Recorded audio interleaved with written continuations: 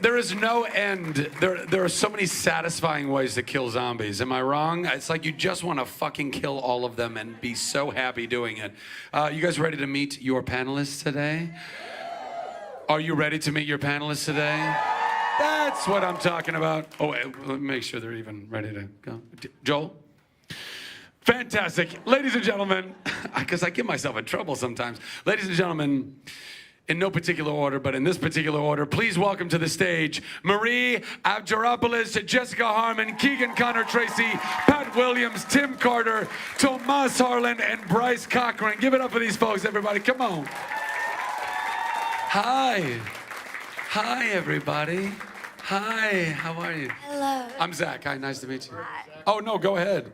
Use that table. Hi, nice to meet you. Welcome, welcome. Some of you have been here before. Some of you have not been here before. This is the craziest, funnest shit show you'll ever be a part of. This is Nerd HQ.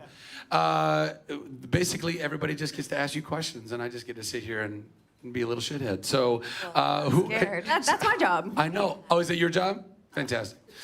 Instead of taking photos, who would like to ask a question? It's difficult to ask a question when there's a camera in your hand. Nobody has any questions? You all came to this panel? So we're yes, done here. Right in the front. Thank you very much. Hello, where's Jesse Metcalf? That is such a good question. I beg your pardon?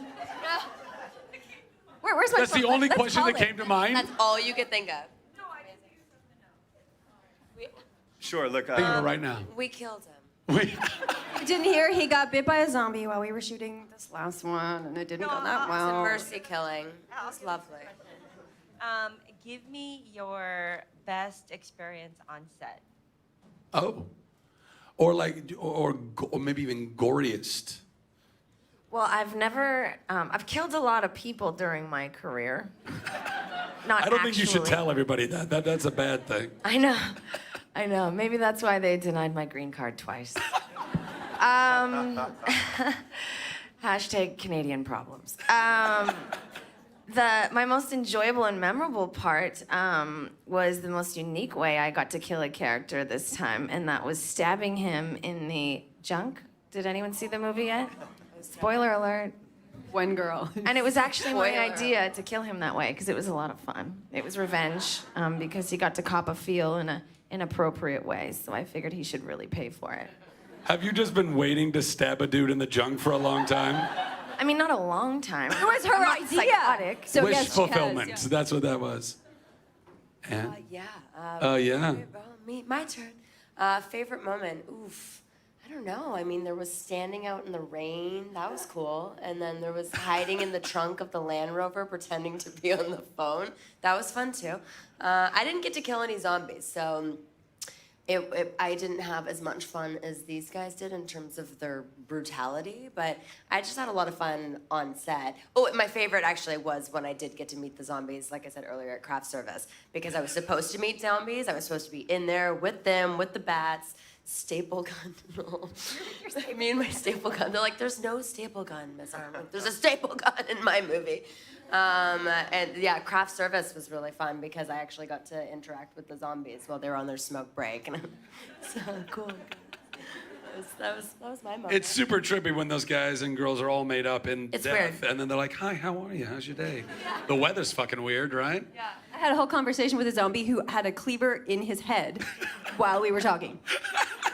A cleaver. Did you offer him some Advil? Like that looks like it hurts. Like, you're gonna need some Aleve, I think. You're gonna get like extra strength on that. Is that your moment, or is there another moment you want to talk about? Well, mine's kind of a little bit of a spoiler. Like, if people haven't seen it, am I allowed to? Well, it's too bad. Here. Oh, your bosses are sitting next to you. You can ask them. They're like, just sell the movie. I crush a man's skull with a fire extinguisher. Which, That was awesome. Yes. that was like nice. It was really kind of very satisfying to do that. I'm hoping he was a zombie. Or was it just a dude who was like, yo, whoa, whoa, whoa, whoa, He gave her whoa, a parking whoa. ticket. I caught him in my trailer. I was like, dude, what the? It's the first No, time. he's not in the movie. Did it have to be in the movie? Or your life, that's fine. Pat, any Yeah, that was just an extra, actually. He didn't. He wasn't supposed to be that Cop to guy. feel, and I couldn't stab him in the junk because she already did that, so I had to crush his skull.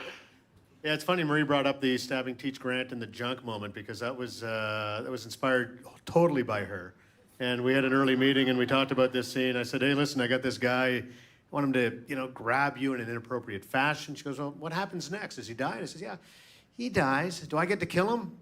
I said, what do you got in mind? She says, well, if he's going to cop a feel, I'd like to stab him in the junk. And so I showed up to work the next day and told Tim, I says, I got a scene for us. And Tim wrote the scene, and I had a blast shooting that. It was a cool moment to build towards that. Once again, just a really busy morning, lots of flame and pyro going on, and a big action sequence to knock off in an inappropriate amount of time. I think we had 5 or 6 hours for it. But it finished with Marie stabbing Teach in the junk, and if none of you know Teach Grant, he's a wonderful guy. He always plays a badass, but he loved it. He thought it was the coolest thing. He loved getting stabbed in the junk? He just loved it. He said, I've never had that before, right? And you get Marie stabbing me in the junk. I'll do that all day long. You also got a really interesting window into her soul when she pitched that. You're like, you want to do? Okay, I need to go talk to the team about that. Marie, by the way. Tim?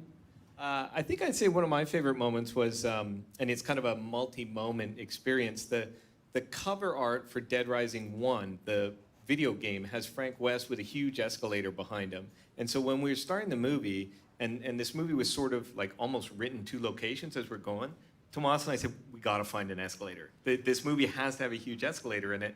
And we looked and looked and looked, and they were always in boring places or impossible to shoot places until we found this, basically a decommissioned post office with this massive one. And so that was just a Is that the one we saw in the trailer? Yeah, the one okay. in the show. It's just like, oh my God, this is gonna be great. And so then the day we shot it, when we were shooting like big action sequences all the way down the escalator, I just sat at the bottom going like, this is awesome, because it was exactly the moment from the game. It's amazing how difficult it is, by the way, when you're scouting locations to find something that seemingly is very innocuous. Like, oh, I need to find an escalator. But you need to find the right escalator. Yeah. You need to find that one escalator that's gonna, we can choreograph all this shit and really kill a lot of zombies on it.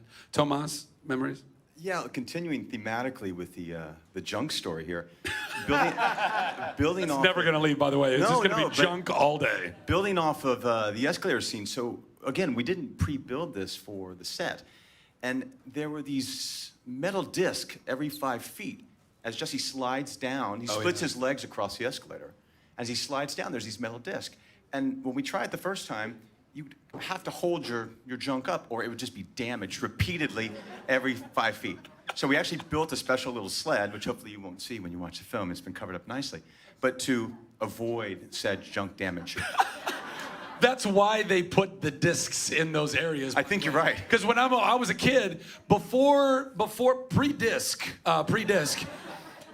you're a kid and you're looking at all these fucking elevators, you're like, I could slide the fuck out of this right now.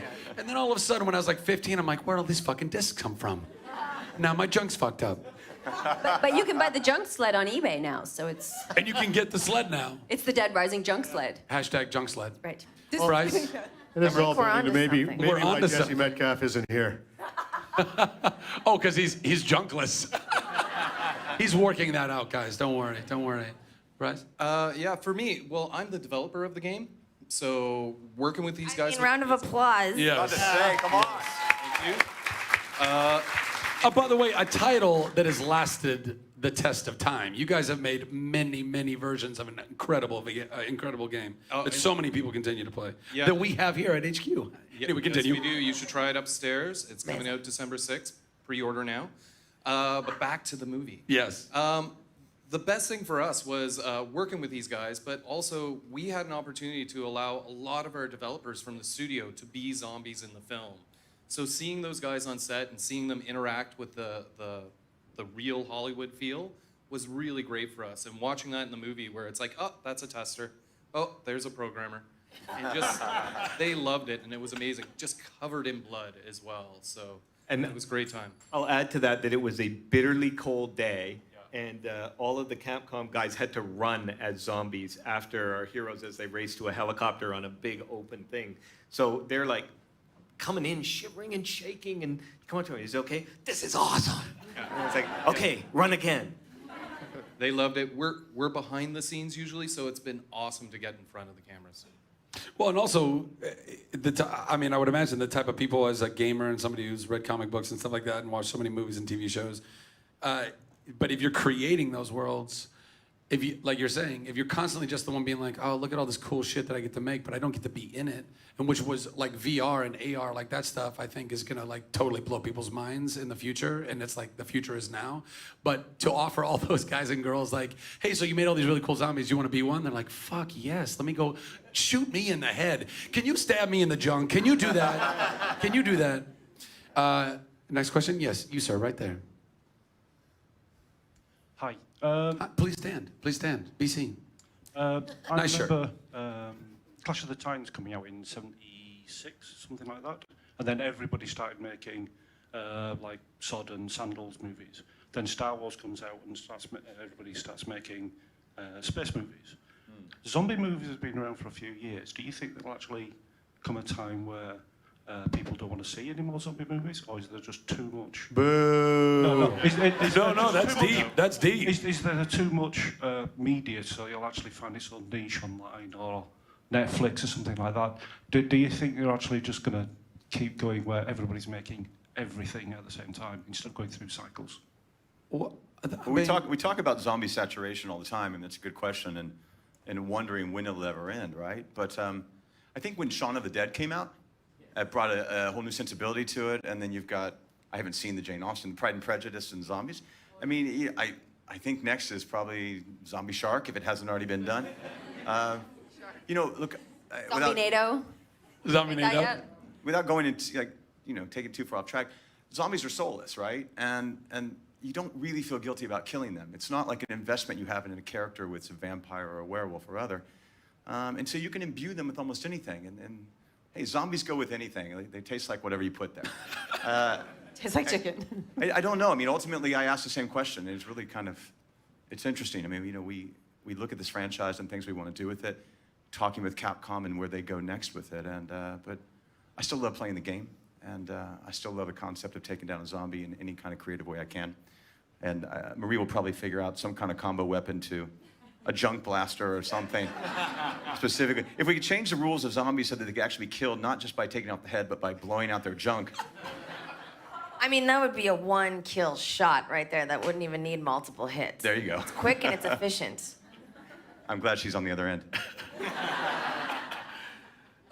Anybody else have anything to add to that? I would say that we're going to be making zombie content until actual zombies just start taking over the world, and then we're all fucked anyway. So, you know. Can you give him a microphone again? I was just saying that you did the Hug a Zombie video a few years back. I was just wondering. Oh, that little viral video? Yeah. Oh, yeah. Are you going to make more? Not Hooker Zombie. Not Hooker Zombie. That's not. No. It was Hug. H-U-G. Yeah. Well, Hug a Zombie. Yeah. You have an excellent accent that makes it difficult for us to understand what you're saying. Yeah. No, but look, even that kind of still played into the world that we're all in. You know, I mean, zombie movies, zombie content has been around for so long. And genuinely, like at the end of the trailer that we played, my comment was, how satisfying is it to kill zombies? I think part of why we all love zombie shit so much is like, look at The Walking Dead or anything. It's what you want to watch is how are you gonna kill that fucking zombie? That's what you want to watch. Is it a spear? Is it a knife? Is it a gun? Is it a bomb? Are you gonna get them in the junk? That's what's fun. Because they're soulless. We don't fucking care about them. We just want to kill them. What's that? Zombie kill of the week? Oh no, I don't know about it. Right, from Zombieland. Oh, okay. Have it on our phones? Again, you're from another country. This is very difficult. You This need is to very just watch difficult. Zombieland. Yeah, watch Zombieland. Fantastic. World. Excellent. Thank you very much. Yeah. Next question, right there. Hi, so this is a question for everybody. If you were in the situation that your characters were in real life, if you could only use one weapon, what would it be and why to survive the zombie apocalypse? Staple gun. I want a fucking staple gun in the third one, Here, guys. here's the Give man. me that staple gun. Yeah, it's I gonna can- take 5 hours Don't to worry. kill a zombie, but I want one. the spiked bat. I definitely got the best weapon. Sorry, guys. There's a reason why it's the one that's most used on the game, and I was so stoked to use it, and it was so fun to use as well. Keegan. This morning I came up with something that was like a flamethrower that also shot razor blades out of it. Like it had like like that. Yeah, like a, you know, kind of like an AK-47 but with razor blades and flames shooting out of it. Like a little backpack with all the ammo in it. Like, Shit, yeah.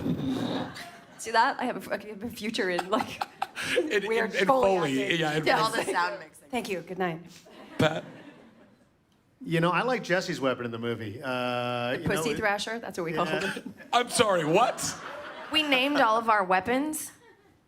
And what was yours? Mine was fourth base.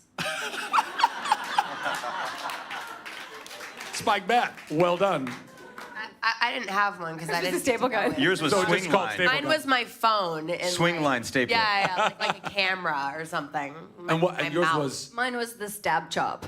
the stab. Wait, where was the pussy threat? What? That's Jesse. Jesse. Oh, was the Jesse had thrasher. the pussy For thrasher. obvious reasons, right? So I'd use a pussy thrasher. And as a director of the movie, this is the first time I've heard this. This is what we don't hear. It's what I wasn't listening to the actors when they weren't speaking their You were lines. doing so the real work. We were messing around, waiting for you to figure it out. So Yeah. if you've seen the movie, the pussy thrasher is the way to go. It's got a spear on one end, it's got a blade on the other. You can get them coming at you from both ways. Damn right. Yeah. What exactly are we talking about right now? This is That's why my we don't kind let of the weapon. Director speak usually. That is my kind of weapon. Tim? Yeah, it's pretty much impossible to top that, I think. You know, someone reminded me on an earlier panel that the katana is awesome in the game, so I'm going to have to go with that. It doesn't have nearly the amount of sort of sexual undertones, but it would be good for survival. Tomas? I gotta say, my weapon of choice is entirely useless. And Bryce, I can't remember the name of it, but it's a bot head comboed with a lawnmower, and you bend over 45 degrees and you just run through zombies. I found to be, what's that called? Oh, I can't remember that one. We have so many combo weapons. Yeah, I'm sorry, I'm lost on that. Sorry. You made the game, for God's I sake. know. The fuck? We have hundreds and hundreds of weapons, and combining them, I can't remember them all. It's always a problem for me. Just put pussy in front of it. It'll be Yeah, fine. yeah. Bryce, what's your Pussy weapon? chopper, What's yeah. the pussy chopper? What's your weapon for of me, choice? I think I'm gonna go old school. A fire axe would be the perfect thing for me. The spike on one side and the blade on the other. You can clear a path pretty fast with those. Sturdy. Yeah. Sturdy. Old school. Next question. Yes, up in the back there, that guy. This is more of a statement for Zach. Last year when you flew out, you stopped at my bar in the airport. What are we talking about? When you flew out last year from Comic-Con, you When I stopped flew out where? from here. When I left here. Yeah, you Okay, stopped at my now bar. I'm following. So I stopped at your bar. At my bar, yeah. At the airport? At the airport, yeah. Oh. Just wanted to invite you back. And then... If you're ever What do I at the look airport. like, an alcoholic? A little bit, no. And then I had a question for the developers. He mentioned something about the zombie culture just kind of like fading out. Any thoughts of like crossing them over with some of the other cultures, like zombie vampires or zombie werewolves, things of that nature? Lichens. Pissed off From women. the video game or live action Yeah. side? Yeah, we'll start video game. We have a lot of stuff we can still do with zombies. So in Dead Rising 4, we are bringing in new types of zombies and also looking at giving them a little bit of a soul. So that's Well, that's something no to be fun. seen. Undermines the whole kill them. Yeah. We are evolving and we want to change and we want to keep it fresh. So we're always looking at new ways. So From the movie point of view, I'll say I'm a huge fan of Penny Dreadful, which was a mashup of every single 19th century monster, myth, and crazy story. And I think the world is really calling out for something that is sort of self-referential and self-aware. It's one thing about zombie shows that I think is really missing is this sort of sense of self-awareness that everyone knows what a friggin' zombie is by now, right? But just mashing up all of the contemporary things into a single show might be a lot of fun. Next question. Right here. I was just wondering, with so many different types of zombie movies and games and all that kind of stuff, how do you differentiate yourself? How do you separate yourself from everybody else and like what everybody else is doing? Keep it original. And for the cast, like how involved were you? I know you said you did your junk thing. But I mean, were you guys That will all be in- forever known as Marie's junk thing. That'll just Sorry. yeah. I'm Hashtag. okay with it. were you really involved in the stunts and making some of the decisions? Like, were you ad-libbing? I mean, how involved were you guys in that process? Why don't we start with the cast and you guys can answer that bit and then we'll get to the other bit. Well, I'll say that one of the things I like about, when you work on a certain level of film, like where this is, that I could call Tim and be like, I really think that she should do this, or she would never do that, or, I really feel like you guys gave us a lot of ground to plead our case at the very least, and some of it made it and some of it didn't, and that's certainly fair, but it was really great to be able to honestly have a conversation about where you think that person came from or was going or anything else, and I thought that was something that I really liked about that. I mean, it doesn't have as much to do with the zombie genre as it did for me as a character development perspective, but these guys were certainly really open to like any crazy ideas that we had, like stabbing people in the junk, I guess. Well, Never like, this is not gonna go away. It's not going to go away. Answer now. Once it's stamped, it kind of just hovers. Yeah. Keegan lobbied pretty hard not to be dead at the end of the first movie. And that just sort of slowly sunk in. We actually shot a scene where she died, and we saw her get eaten. And we just decided, no, actually, I think it, based in part on that conversation, we decided, no. The whole first movie, I was like, I'm not gonna die. You just wait.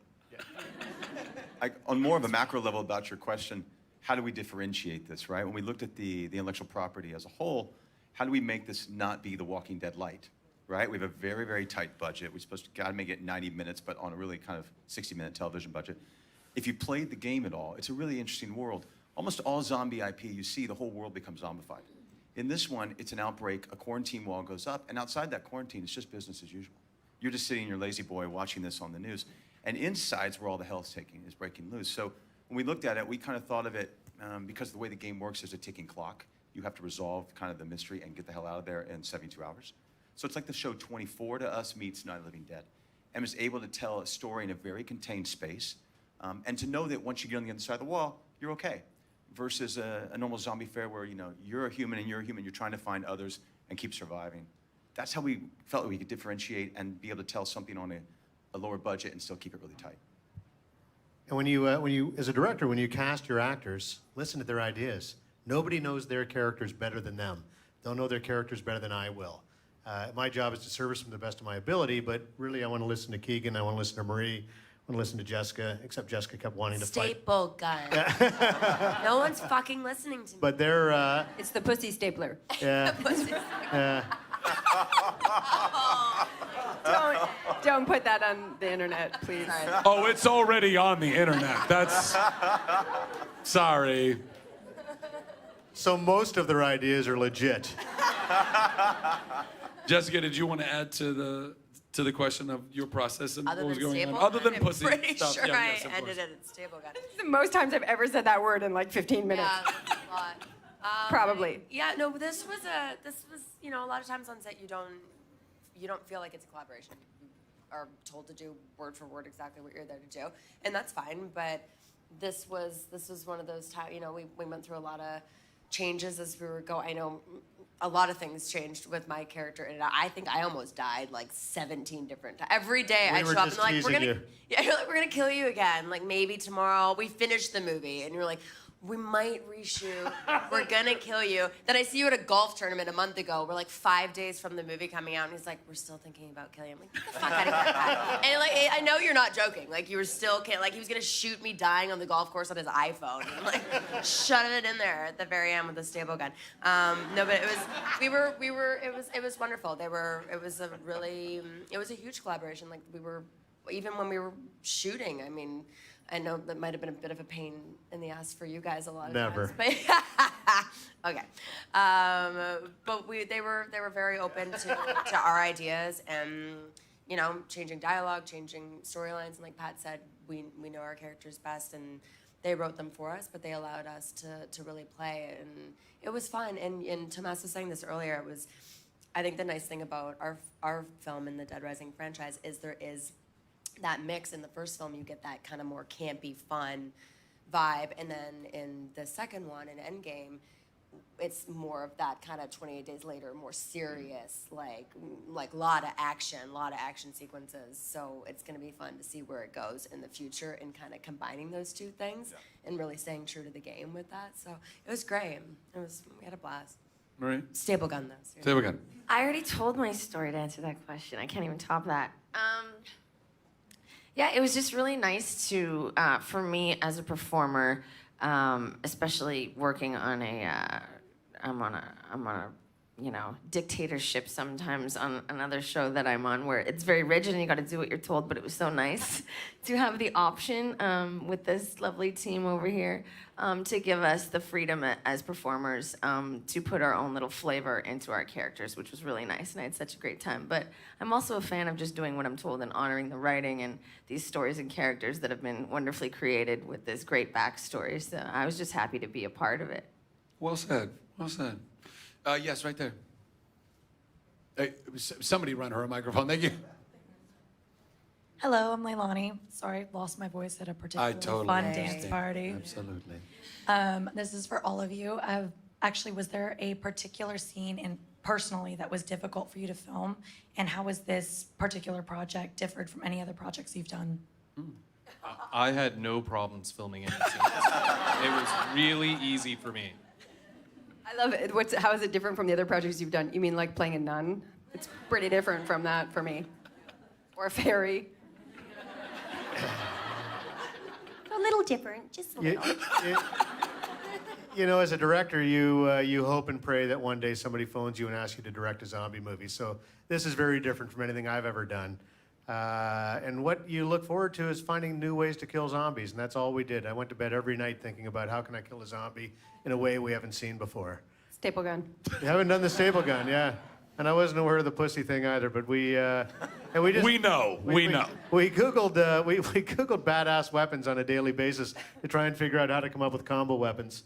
You probably shouldn't say I was not aware of the pussy thing. So maybe not a sentence you want to go with. But ultimately, it's that's what this job There's is. like one kid in moving the on back. from that. I'm like, the little guy, take him away. Because why? And every day is a challenge. We shot it in 18 days, so every scene had its own set of limitations, and it was a difficult film to make. And that, just from a scheduling standpoint and a financial standpoint, we didn't have a ton of money. We didn't have a ton of time. My goal was to have a lot of fun, and I think we did that. I'll add one. It's kind of the most challenging scene, but then also sort of satisfying when you see it is, and I'd say this to any aspiring filmmakers in the crowd, if you're ever shooting in a parkade and you want to do the whole thing pitch black with just little pools of light, flares are a really bad idea. Really bad. Flashlights are great. They don't give off smoke. They don't threaten to burn people. They don't sort of randomly fail to light or go off at the wrong moment. And they're probably easier to jam in people's mouths, too. So, What exactly are you saying? Yeah, what Tim's talking about. The pussy flashlight? Yeah. Wait a minute, hold on a second. This had nothing to do with that, Zach. Hold on, I'm sorry. I stepped in that way before I even knew what the hell I was saying. We shot a scene, took a day and a half to shoot with nothing but flares. They stay lit for 45 seconds. The special effects guys say that this is the good smoke. This stuff's healthy. It's approved Ask by my Workers' lungs. Compensation Board, No, but- they're not. No, there's no such thing as good smoke. There's no vitamins in that crap, right? It's not like it's going to be, healthy. No, there is such a thing as good smoke. That could have been a mic drop. That's what Zachary told me anyway. I don't Wait a minute. She's not wrong. I think, guys, we have time for one more question. So whoever the last one is, it better be really fucking. You have 52 seconds. Let's go. You're like, you're second guessing your question now. Okay, go. Do it. So this is for the director and the developers. So again, like in terms of separation, I'm kind of being specific to your zombie stuff to just watching the clip. So developing so you've got games like The Last of Us and stuff like that. How are you coming up with creative ideas to step up on things like that in terms of with your new game in number 4 and stuff like that? In terms of directing, you've got Shaun of the Dead. How are the zombies different, essentially? All right. Well, you always want to start with the classic, right? The shambling horde is a staple of everything, but people got used to it. It's like everybody would say, I could run away from those zombies. And then things like 28 Days Later came out where they were faster and more vicious. So we're always looking for new ways to do it. And that's why we've added that extra class right now, which actually the zombies are thinking. They're not mindless anymore. They're still vicious. They're still always after you, but but we want to give the player more opportunities to deal with more things. And as we've been saying, or actually I want to say pussy, since I haven't had a chance to say that with the time we have left. So wanted to throw that out there. So we're always tuning and playing that game, and we're looking at it and evolving it. When you're making a game, you have time to do that. When they're shooting a movie, they have to decide what they're doing and go for it in a short amount of time. We have a much longer cycle, and we can play around with what's working, and that's what we do. Quickly, as a director, I just kept throwing out ideas saying we should do this. And one of the many zombie aficionados, and there's a lot of them, would say, nah, they did that in this movie. It's like, ah, damn, you go away and you try and think up something else. Until finally you come up with something and everybody goes, oh, you haven't seen that before. And now you've got something to build upon. But you're right, everything's been done, and it's tough. You got to watch all the movies. You got to figure out what's fresh, how to make it interesting, how to keep it scary, and hopefully we'll make zombie movies for a long time, and people will find ways to make them more compelling. The new movie's called Pussy Rising. It will be out. Coming soon Whoa. to a theater near you. Stable gun. Or like, Thank you. You're welcome. In the junk. Ladies and gentlemen, let's hear it for our Dead Rising panelists, please. Rise. Rise. Keep it going for these guys. Keep it going for these guys. Get out of here. Get out of here. Get out of here. Get out of here. Keep it going. Keep it going. Keep it going. Keep it going. Keep it going. Keep it going. Keep it going. You can dance it up, too. You can dance it up, too. We should have some music that plays so everybody can dance off the stage. Was that fun? You all enjoy yourself? Oh, my God. I literally just tried to go, woo, and that's all that came out. I squeaked. The fuck is wrong with me? What? Well, I know that. I clearly don't have a voice. Are you guys enjoying your time in Nerd HQ this year? Awesome, awesome, awesome. I so appreciate you. Thank you so much. We have, how many panels do we have today? Two more panels. We're 2 panels, oh, it's okay. We're 2 panels away from finishing Nerd HQ 2016. I really hope that you guys have enjoyed yourself all this weekend, and thank you for all of your support, and thank you for all of your love. And I hope that if we get to do this next year, which I feel like we're probably gonna be able to do, no guarantees, but if we get to do it, I hope every single one of you is back. Bless you guys. Thank you so much for coming.